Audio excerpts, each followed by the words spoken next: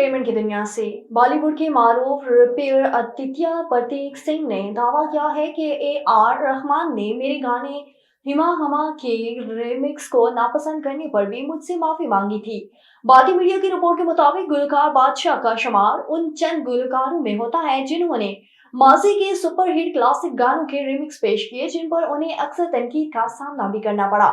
हाल ही में बादशाह ने बताया कि मैं जानता था कि हिमा हमा को किस तरह बादशाह के अंदाज में पेश करना है कि असल गाने की रूह मजरूह ना हो और गाना एक नए अंदाज में भी पेश हो जाए।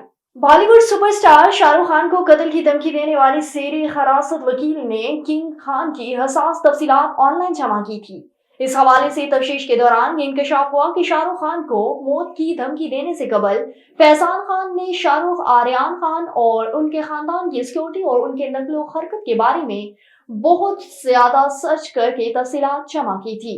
बताया जाता है कि इसने मौत की धमकी और 50 लाख रुपए बत्ता तलब करने से कबल मज़कूरा बिला तफसीलात बड़ी अर्क-ज़ेरी के साथ ऑनलाइन सर्च की थी।